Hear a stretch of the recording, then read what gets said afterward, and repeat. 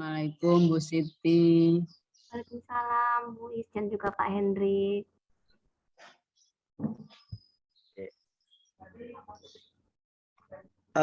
Bu Siti sudah siap Bu Siti ya? Sudah Pak. Perangkat keberapa Bu Siti yang mau digunakan? Ini saya perangkat ketiga bahasa Indonesia. Yang pertama? Ini bahasa Indonesia. Ya, oke. Baik, silakan Bu Siti. Oke, saya mulai. Assalamualaikum warahmatullahi wabarakatuh. Bu, bagaimana kabar kalian hari ini? Sebelum kita memulai pelajaran, terlebih dahulu kita berdoa agar ilmu yang kita dapatkan bermanfaat. Untuk Andin, coba kamu pimpin teman-teman kamu untuk menyiapkan berdoa ya. Terima kasih. Nah, anak-anak, hari ini untuk meningkatkan rasa nasionalisme kita terhadap para pahlawan dan perjuangan para pahlawan, kita membiasakan menyanyikan lagu wajib. Nah, untuk hari ini kita menyanyikan lagu Berkibarlah Benderaku. Sudah siap anak-anak? Baik. Untuk biar lebih semangat lagi, kita pakai musik ya. Widya akan share di PPT. Untuk musiknya,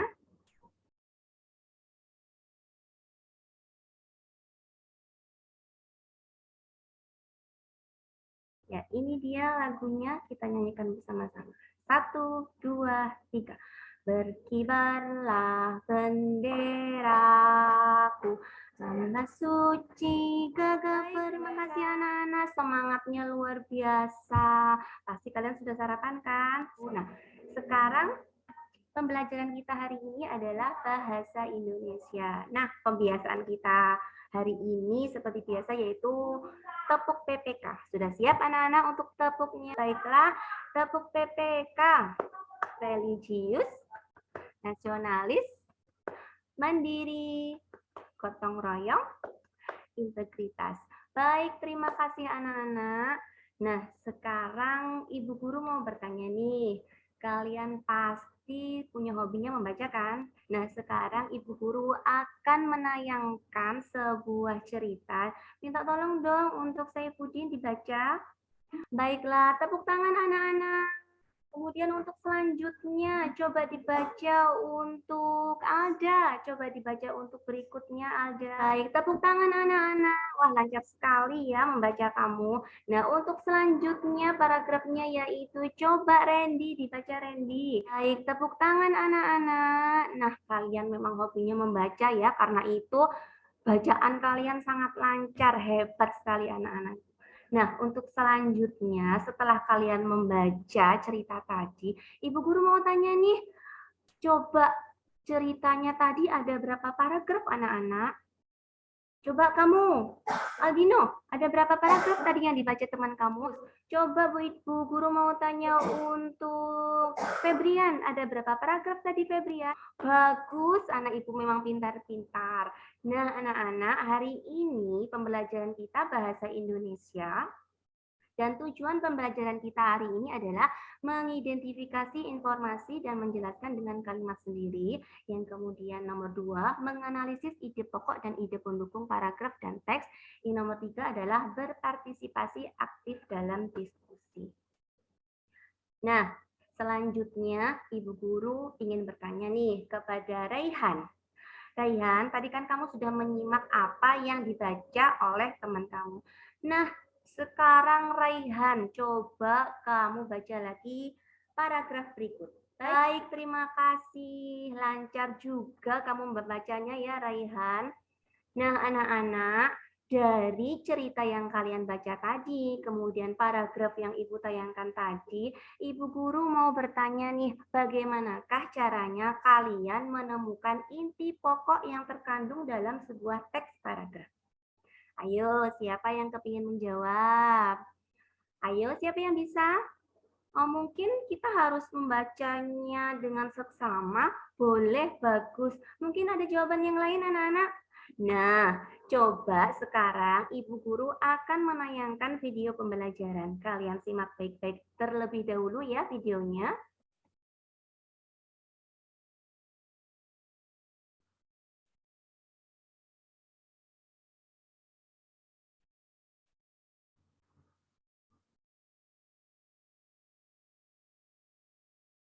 Anak-anak, itu tadi video tentang pembelajaran kita hari ini. Nah, Ibu Guru ingin bertanya nih, video tadi itu menayangkan tentang apa saja? Ayo coba yang ingin menjawab. Coba Matiana. Iya, bagus sekali. Coba siapa lagi? Iya, bagus sekali. Ternyata kalian bisa ya memahami video yang Ibu tayangkan. Nah, selanjutnya coba kalian akan Ibu bentuk untuk menjadi 6 kelompok dan kalian akan mengerjakan LKPD. Nah, di dalam LKPD tersebut ada ide pokok dan ide pendukung yang harus kalian analisis. Nah, caranya adalah berdiskusi dengan teman kelompok kalian. Ibu beri waktu untuk 15 menit mengerjakan. Bila sudah, silakan presentasikan di depan kelas. Nah, anak-anak sudah selesai semua untuk mengerjakan LKPD-nya. Baiklah, kalau gitu kelompok pertama tolong maju ke depan untuk mempresentasikan hasilnya.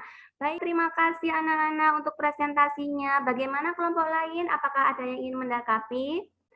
Kemudian kelompok lain mungkin ada yang menanggapi. Kalau begitu terima kasih untuk kelompok 1. Silakan duduk kembali ke tempat duduk. Nah, anak-anak, dari presentasi tadi kita dapat ambil kesimpulan yaitu bahwa ide pokok adalah ide utama yang ada pada bacaan. Kemudian ide pendukungnya yaitu apa anak-anak tadi ide pendukungnya? Coba kamu Nela, coba dijawab. Ide pendukung tadi apa? Iya, bagus, terima kasih. Nah, dari kesimpulannya itu tadi berarti ide pokok adalah pokok utama dalam sebuah paragraf. Kemudian ide pendukung adalah yang menjelaskan dari ide pokok tersebut. Bagus anak-anak, ini ternyata pintar-pintar. Nah, sekarang selanjutnya adalah kalian mengerjakan lembar evaluasi. Nah, lembar evaluasi inilah dikerjakan sendiri ya, harus mandiri dan dikerjakan tidak boleh nyontek ya anak-anak. Mengerjakan nanti Bu Ida akan kasih waktu untuk 10 menit mengerjakan. Nah, anak-anak 10 menit sudah berlalu, silahkan untuk lembar evaluasinya bisa dikumpulkan. Nah, dari kegiatan kita kali ini, kita dapat mengambil kesimpulan. Kita tadi membahas tentang apa, anak-anak? Bagus sekali, kalian pintar-pintar ternyata ya. Nah, setelah kalian mempelajari apa yang kalian pelajari hari ini, bagaimanakah perasaan kalian selama pembelajaran? Apakah tidak ada yang menangis? Bagus sekali. Nah, sebelum mengakhiri pelajaran, terlebih dahulu Bu Ida akan memberikan tugas untuk kalian ketika nanti di rumah. Tolong kalian buka bukunya halaman 28. Nah, kalian pelajari untuk pertemuan selanjutnya. Nah, karena ini waktunya sudah habis, Bu Guru ingin bertanya nih, siapa yang masih belum paham? Sudah mungkin Randy, sudah paham apa belum? Nah, kalau begitu, sebelum mengakhiri pembelajaran, seperti biasanya kita menyanyikan lagu daerah untuk menciptakan rasa bangga kita ya, untuk memupuk rasa nasionalisme juga, kemudian rasa cinta terhadap nusa dan bangsa ini. Nah, lagu yang kita nyanyikan adalah lagu Soleram. Coba kita nyanyikan bersama-sama ya. 1, 2, 3.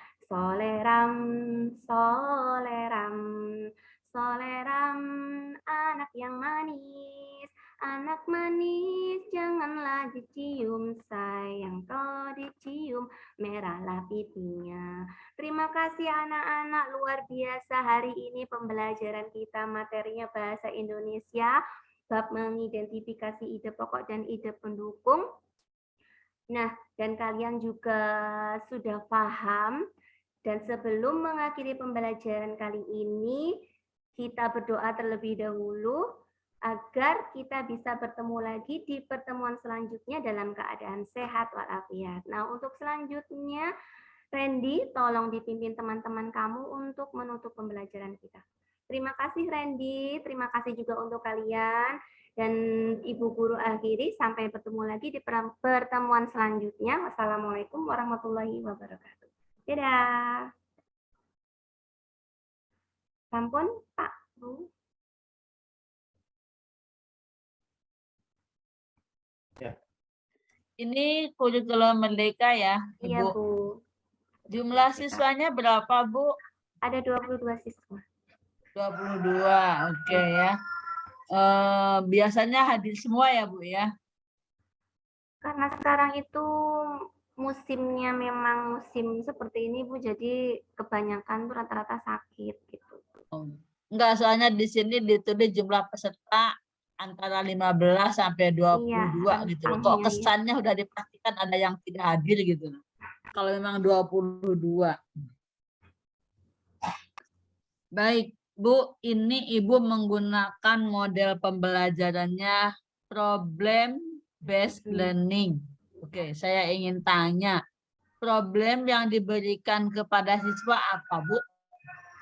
Problem yang saya berikan kepada mahasiswa itu karena masalahnya adalah identifikasi ide pokok dan ide pendukung. Jadi itu nanti problemnya saya sajikan sebuah teks. Nah, mana anak-anak yang termasuk ide pendukung dan mana yang termasuk ide pokok. Jadi problemnya itu teks ya. Iya, Siswa diminta untuk menganalisis mana ide pokok dan pokok. mana termasuk ide pendukung. Oke.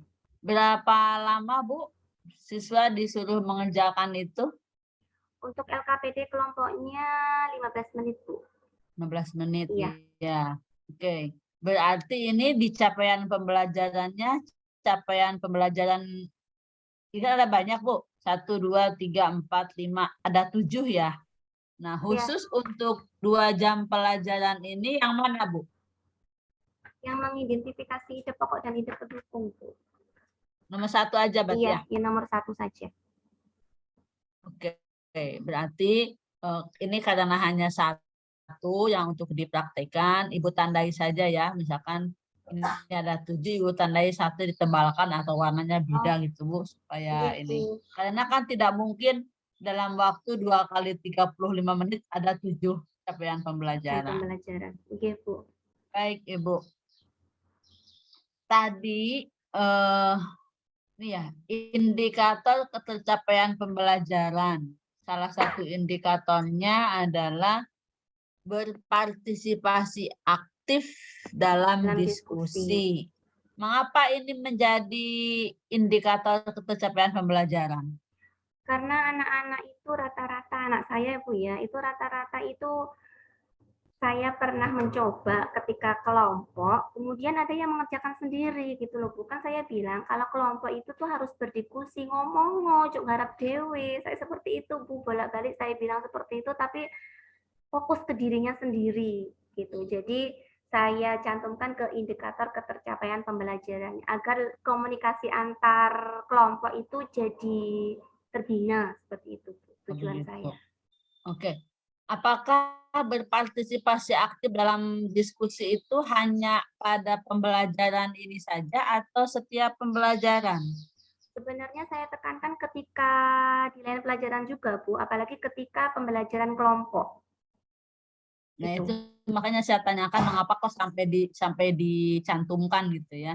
Biasanya kalau ini kan kaitannya dengan aktivitas siswa ya, dengan kaitannya dengan ini biasanya ini otomatis sudah dipastikan setiap pembelajaran itu harapannya siswa harus aktif ya.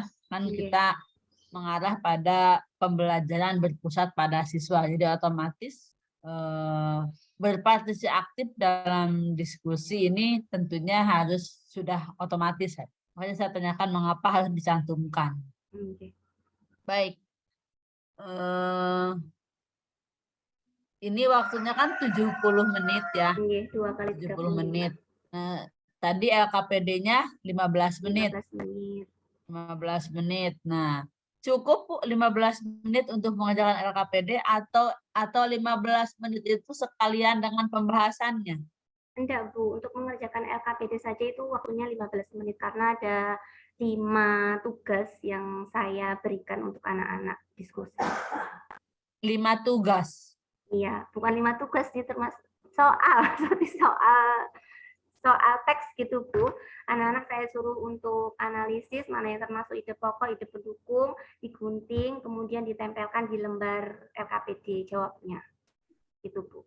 Oh, jadi ya ini saya cek ya. Ini Nggih. emang saya cek ada lima Iya, teks ya. ada 5 teksnya ya. Ya, Kayak makanya saya saya kira 15 bertanya, menit apakah cukup gitu loh Nggih.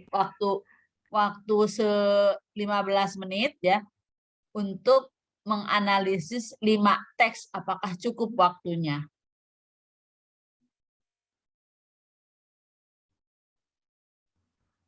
Cukup ya, Bu? Nggih, cukup, Bu. Cukup, oke. Kemudian, bentar tadi saya lihat. Ini ada pengayaan dan remedial. Kapan, Bu, pengayaan dilakukan? Kapan remedial dilakukan? Kalau pengayaan dan remedial itu saya berikan itu di pembelajaran selanjutnya, Ibu. Ya, kapan Maksudnya, Ibu membacakan pengayaan, kapan memberikan remedial? oh, pengayaan dan remedial. Kalau pengayaan dan remedial itu biasanya langsung saya berikan untuk pembelajaran selanjutnya. Kan saya teliti terlebih dahulu kan, Bu, untuk soalnya. Kemudian kalau memang remedi, jadi pertemuan selanjutnya nanti anak itu saya suruh untuk mengerjakan ulang kembali. Gitu. Jadi yang membedakan apa, Bu? Kalau pengayaan itu biasanya anak-anak dapat 70 ke atas, itu saya berikan pengayaan. Kemudian kalau yang remedi itu biasanya yang mendapatkan 50 ke bawah. Karena kebetulan kelas saya itu walaupun kelas 4 itu ada 2 siswa yang masih belum bisa membaca dan menulis. Jadi itu saya berikan khusus, misalnya karena tidak bisa membaca, akhirnya soalnya kan saya teks, saya ungkapkan seperti itu. Saya bacakan. Nah, kira-kira anak itu bisa menjawab apa tidak secara lisan. Oke. Terus kalau untuk kan karena permasalahannya anak belum lancar membaca ya, sehingga Ibu Oke. bacakan. Terus untuk meningkatkan kemampuan membacanya melalui apa, Bu? Itu saya selingi, Bu. Saya selingi misalnya ketika waktu pembelajaran biasa, anak-anak yang lainnya itu saya berikan untuk tugas. Nah, di sela-sela anak-anak yang lain mengerjakan tugas itu saya ajarkan untuk membaca. Coba ini kamu baca, kamu nggak usah mengerjakan soal, kamu khusus membaca saja. Seperti itu, Bu. Karena kalau kita paksa untuk mengerjakan juga tetap nggak bisa, karena memang tidak bisa membaca, dasarnya seperti itu. Berarti harus ada perlakuan khusus ya, Iya, Bu? ada perlakuan khusus. Oke. Baik, Ibu. Saya tanya satu lagi. Oke. Materi yang Ibu sampaikan ini, bagian mana yang termasuk yang menurut Ibu yang mendukung HOTS? Di LKPD-nya ada menganalisis ide pokok dan ide pendukung, karena menurut saya analisis itu termasuk C4. Kemudian di soal LKPD itu, soal evaluasi, Bu, maaf, itu ada membuat kalimat yang ada ide pokoknya, ide pendukungnya, dan itu sudah termasuk C6 membuat. Gitu. Berarti Ibu mengharapkan, menurut Ibu materi-materi di yang di LKPD itu menurut Ibu sudah mengandung melatih anak supaya memiliki kemampuan berpikir tingkat tinggi ya. Begitu? Bagaimana cara Ibu mengetahuinya? Dari hasilnya, Bu. Kan menurut saya itu kalau C4 menganalisis. Nah, kalau anak menganalisis, kalau bisa menganalisis mana yang termasuk ide pokok, nah mana yang termasuk ide pendukung, nah berarti itu capaian dalam soal HOTS itu mereka pahami. Kemudian dalam membuat kalimat ide pendukung dan ide pokok, itu kalau anak-anak bisa membuat, itu juga anak-anak berarti mampu untuk menjawab dengan HOTS, seperti itu, Bu. Ibu ini kelas berapa? Saya kelas 4. Kelas 4 ya. Oke. Ya, terima kasih. Terima kasih Pak Hendy. Oke, Bu Li, terima kasih banyak. Ya, sekarang saya Bu Siti ya. Oke, Pak. Saya catat di sini, Bu, nggak banyak kok. Oke. Sesingkat presentasinya Bu Siti tadi. Baik, yang pertama itu CP dapat dari mana, Bu? Saya tanya, Bu. Itu saya copy paste dari CP-nya Ibu. CP-CP iya yang saya dapatkan sebelumnya. Nah, kok banyak banget tuh, 1, 2, 3, 4, 5, 6, 7 itu. Yaitu CP-nya fase B, Pak, kelas 3 dan kelas 4. Jadi itu saya global cantumkan di situ semuanya. Bunyinya apa kayak Fase B. gini CP-nya? Iya, Pak. Ada 7 itu? Iya. Oke, saya Masa copy sih? semuanya. Oke. CP fase masa kayak gini bunyinya? Jangan-jangan salah ngopas, Bu. Oke, toh, Pak.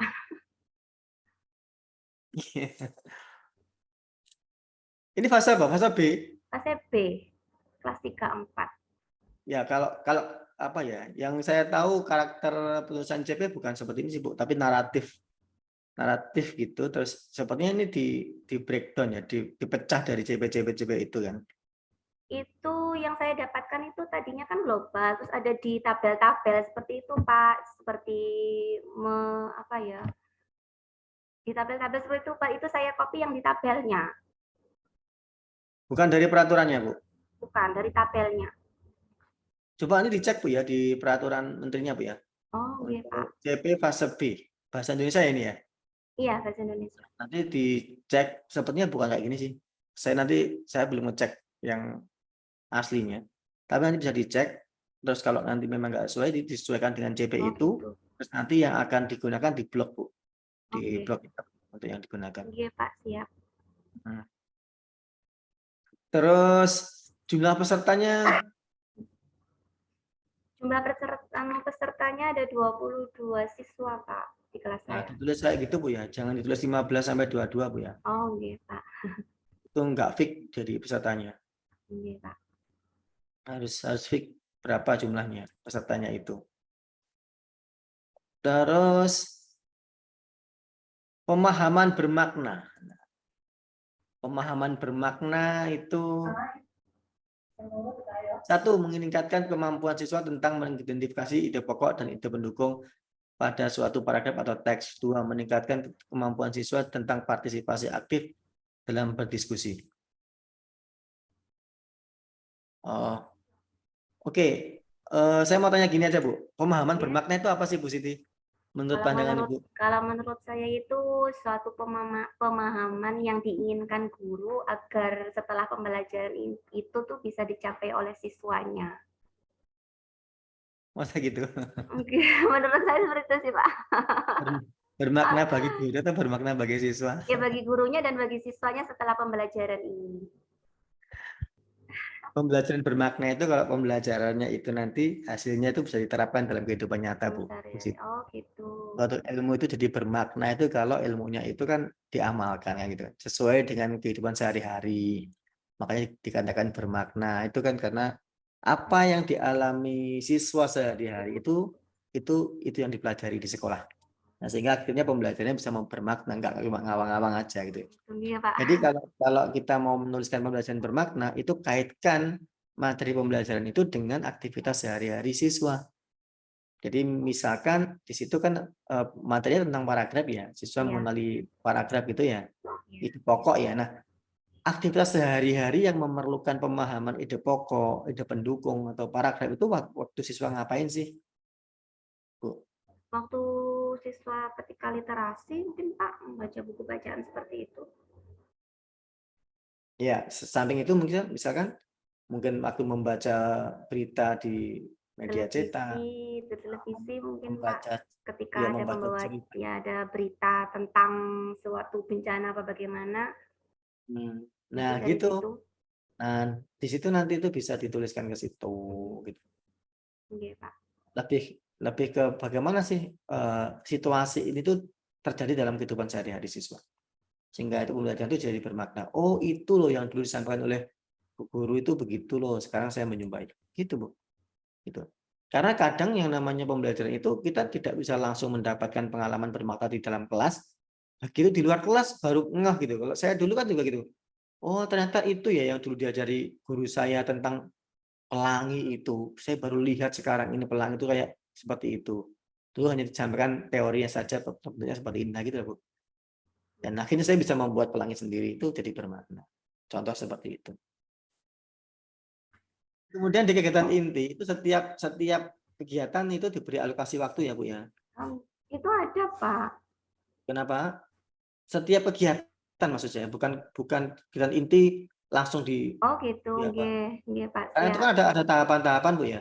Nggih, Itu dibagi waktunya biar kita tahu. nggih Pak.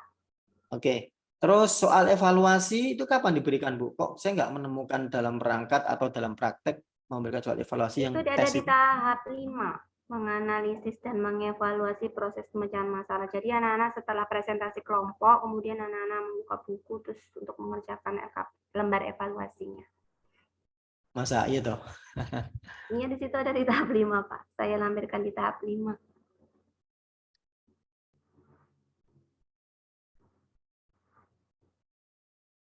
Tahap 5 yang mana ini Bu? Ya, Nomor 2 kah? menganalisis dan mengevaluasi proses pemecahan masalah. Oh. Terus 1. Peserta Untuk diminta membaca buku paket dan mengerjakan soal evaluasi individu itu, Pak, soalnya. Berarti ini dibawa pulang maksud. Di situ Iya, atau Pak. Di sekolah. terus Karena membacanya kapan? Membaca untuk soal evaluasinya itu ada Membaca di buku bukunya paket, itunya. terus Berarti gitu. salah menulis Pak saya. Membuka buku, kemudian di situ ada evaluasi, anak-anak saya suruh mengerjakan. Oke, tadi belum nampak dalam praktek ya? Salah Pak, maaf. Iya, yes nggak apa-apa. Membuka Tapi tadi nggak nampak dalam praktek. Oke, itu aja Bu Siti kalau dari saya. Jalannya bagus. Terima kasih masukannya Pak. Niki, sampun? Sudah? Oh, Sudah Bu. saya izin untuk leave. Terima kasih sekali lagi Pak Bu sarannya. Saya izin leave. Oke.